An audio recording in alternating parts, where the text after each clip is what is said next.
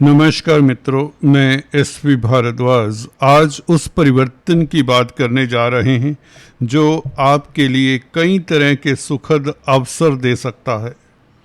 कल 22 अगस्त से लेकर 25 सितंबर तक की बात करेंगे, जब कुमार ग्रह इस अवधि में 2 बार परिवर्तन कर लेगा।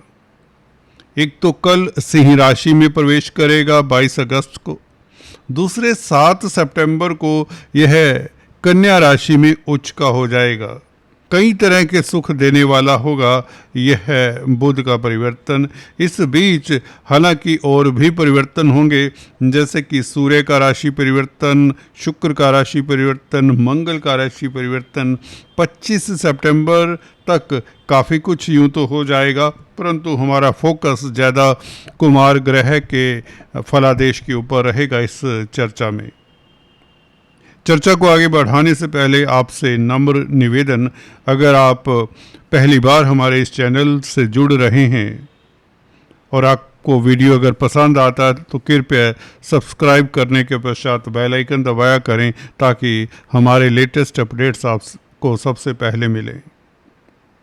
तो दोस्तों, कुमार ग्रह आपके लिए अकारक कहलाते हैं यूँ तो, क्योंकि 12वें भाव के मालिक भी हैं। व्यय भाव होता है 12वां भाव, तो परिवार के साथ आप एंजॉयमेंट के मूड में रहेंगे और अपनी पॉकेट थोड़ी सी ढीली कर लीजिए। परिवार के सदस्यों के ऊपर आपका खर्चा होने वाला है, क्योंकि परिवार के घर में 12वें भाव का मालिक बैठा है, तो कुटुंब के साथ आप घूमने फिरने के आयोजन प्रयोजन बनाने वाले हैं। हालांकि सूर्य धन भाव में धनेश होकर बैठे हैं, जो आपको धन भी देता है। ये केतु के साथ भी है सूर्य बुध। जी हाँ दोस्तों, केतु और सूर्य की अभी काफ़ी डिस्टेंस हो चुकी है। जो केतु सूर्य को प्रभावित कर रहा था, अब वो स्थिति नहीं है।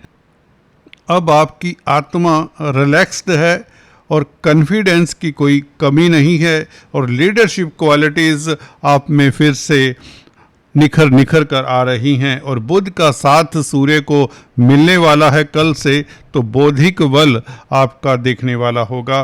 बल्कि कहना ये होगा कि स्पीच का कारक ग्रह स्पीच के भाव में स्पीच के मालिक के साथ। गौर करिए दोस्तों, बहुत ही बड़ी बात है ये।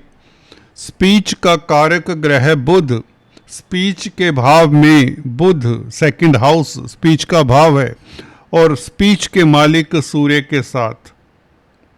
तो इस अवधि में 7 सितंबर तक, जब तक बुध कम से कम यहाँ पर है, आपकी वाणी, आपका तर्क कमाल का होगा। दुनिया सुनेगी आपको मंत्र मुग्ध होकर। लोग आपकी बातों को, आपके ज्ञान को, आपके तथ्यों को सराहेंगे, बल्कि आपको फॉलो करेंगे। आपके फॉलोवर्स काफ़ी बढ़ जाने वाले हैं अगर आप इंटरनेट पर हैं, किसी तरह के सोशल मीडिया से जुड़े हुए हैं। तो ये जो फेस है आपके लिए 7 सितंबर तक, कल 22 अगस्त से लेकर आपको पब्लिक में प्रतिष्ठा देता है आपकी स्पीच के दम से। वाणी आपकी प्रभावशाली कर देती हैं कुमार ग्रह। देखिए, यही तो प्रभाव होता है ग्रह नक्षत्रों का, और केतु के नक्षत्र में होंगे, केतु भी द्वितीय भाव में, तो वाणी को प्रभावित तो केतु भी करेंगे।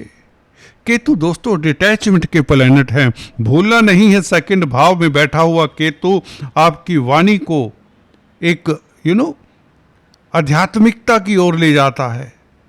वाणी सरल हो जाती है। कहीं ना कहीं आपकी टॉक इंसानियत के लिए होगी। आपका डिस्कशन कहीं ना कहीं दुनियावी जो भागदौड़ से दूर ले जाएगा। आपका डिस्कशन किसी की भलाई की बात करेंगे, किसी के दुख सुख की बात करेंगे, किसी के दुख सुख में आप हिस्सा लेंगे। ये केतु करता है इस तरह की स्थिति में जब बुध के साथ हो खासकर। हालांकि विचार आपके यदा कदा केतु का प्रभाव बुद्धि के ऊपर हो तो बौद्धिक बल कभी कभार ऐसा होता है कि आपको अपनी बुद्धि के साथ दो दो हाथ करने पड़ते हैं या अपने विचारों के साथ एक जद्दोजहद करनी पड़ती है। एक निर्णय पर पहुंचने के लिए ये केतु मजबूर करेगा आपको। कहने का मतलब ये केतु कैटालिस्ट का कार्य करेगा, जो आप डिसीजन नहीं ले पा रहे थे वह भी ले पाएंगे। देखिए, जब आप ज़्यादा किसी चीज़ के ऊपर दबाव डालते हैं, ज़्यादा फोकस होते हैं किसी बात के ऊपर, तभी तो आप उसमें से कुछ निकाल पाते हैं। राहु केतु को वैसे ही बदनाम किया जाता है दोस्तों।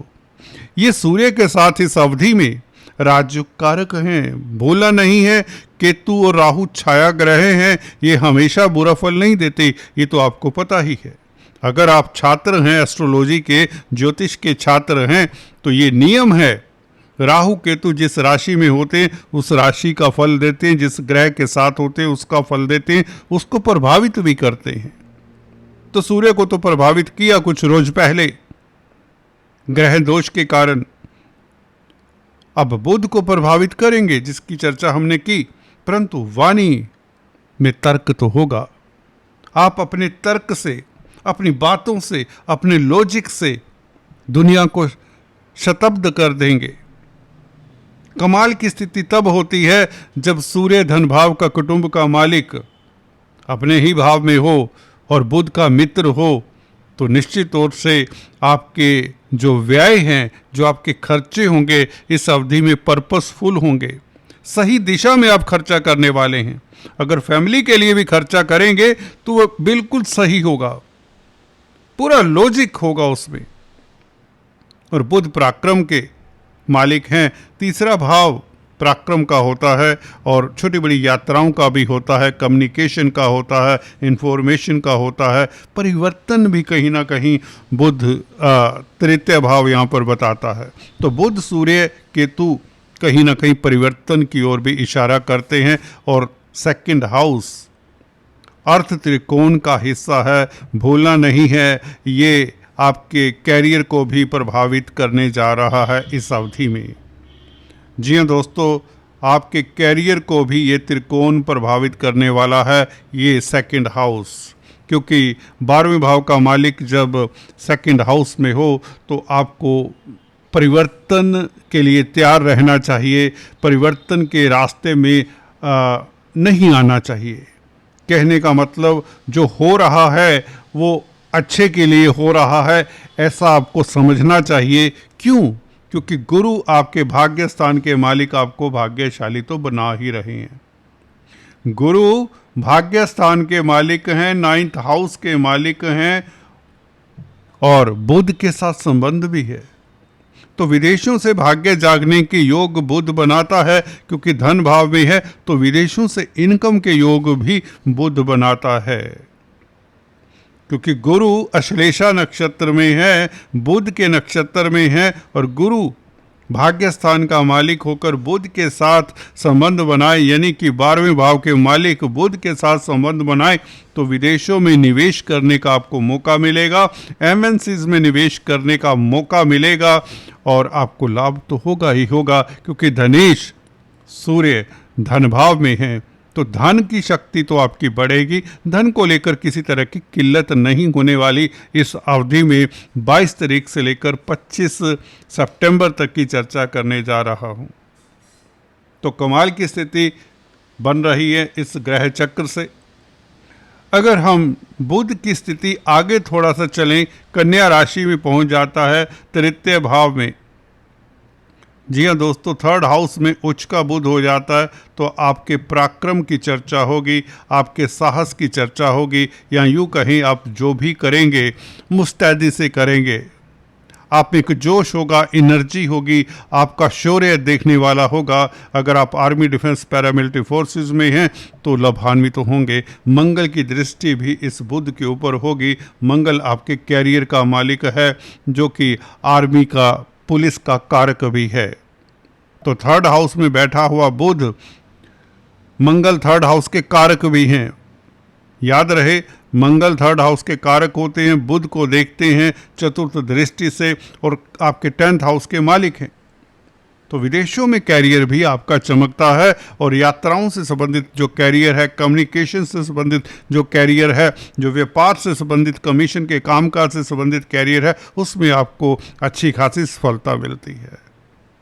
तो बुध का ये प्रभाव कन्या राशि में आ जाना, भाई बंधुओं का साथ मिले, मित्रगण आपके साथ रहें, मित्रों की सपोर्ट से आपका मनोबल ऊंचा रहे, आपकी प्रतिष्ठा बढ़े। ये विपरीत राजयोग सा कार्य कर जाता है बुध यहाँ पर 3rd हाउस में। आप अच्छे पत्रकार साबित हों, अच्छे वकील साबित हों, अच्छे साइंटिस्ट साबित हों, अच्छे चार्टेड अकाउंटेंट, इंजीनियर, साइंटिस्ट, ये बुध के एरियाज हैं। अकाउंटेंसी, कैलकुलेशंस, मैथमेटिक्स, कॉमर्स, इन क्षेत्रों से आपको खास लाभ होगा।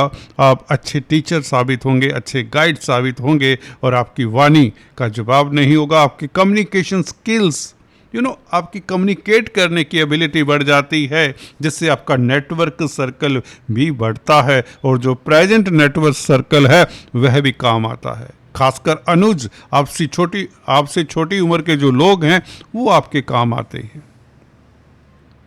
तो बुध का प्रभाव पत्रकारिता के लिए बहुत अच्छा रहेगा। जो पत्रकार हैं, जो कुछ लिखते हैं, आपकी इमेजिनेशन में उछाल आएगा। आपकी स्पीच तो कमाल की होगी ही, क्योंकि अपने भाव में बुध, वह भी तृतीय भाव में हो। आप सहज रहेंगे, आप में एक सलीका आ जाएगा। शुक्र भी यही बताते हैं। शुक्र तुला राशि में 2 सितंबर को आ जाएंगे। इसकी चर्चा हम नेक्स्ट वीडियो में करेंगे। शुक्र का मालवीय नामक राजयोग और गुरु का हंस नामक राजयोग, दो महापुरुष राजयोग काफ़ी सालों बाद, करीबन 300-400 सालों बाद बन रहे हैं। इसकी चर्चा हम नेक्स्ट वीडियो में बहुत जल्द करने वाले हैं। इन दोनों ग्रहों का प्रभाव, दोनों ही पंच महापुरुष राजयोग बना रहे हैं। जो स्थितियां आपके जो प्रतिद्वंदी हैं उनके लिए काफ़ी टफ सिचुएशंस हो जाएंगी आपके प्रतिद्वंदियों के लिए। तो शुक्र के कारण भौतिक सुख तो बढ़ेंगे, ये मैं अभी बता देता हूँ, क्योंकि बुध 25 तारीख तक कन्या राशि में रहेगा। उसके पश्चात तुला राशि में शुक्र के साथ आ जाएगा, तो लक्ष्मी नारायण राजयोग भी बनेगा। दोस्तों, कमाल तो तब होता है जब गुरु उच्च के हों। शुक्र और बुध आपके लिए लक्ष्मी नारायण राजयोग सितंबर के महीने में बना दें और 17-18 तारीख से 18 सितंबर को मंगल भी लगन में आ जाएं, नीच भंग राजयोग बनाएं, तो things will be just excellent for you. बात चली थी बुध के राशि परिवर्तन से, परंतु हमने कवर करते हुए सभी के बारे में टिप्पणी तो कर दी है। विस्तार से हम चर्चा करेंगे शुक्र की नेक्स्ट वीडियो में, क्योंकि शुक्र का परिवर्तन इसके पश्चात होना है 2 सितंबर को, जब दो महापुरुष राजयोग आपके लिए उपस्थित हो जाएंगे और ये कमाल की स्थिति होगी। ये बहुत बड़ा राजयोग हो जाता है। आज इतना ही, फिर से मिलते हैं दोस्तों, तब तक के लिए stay tuned. Thanks for watching this video.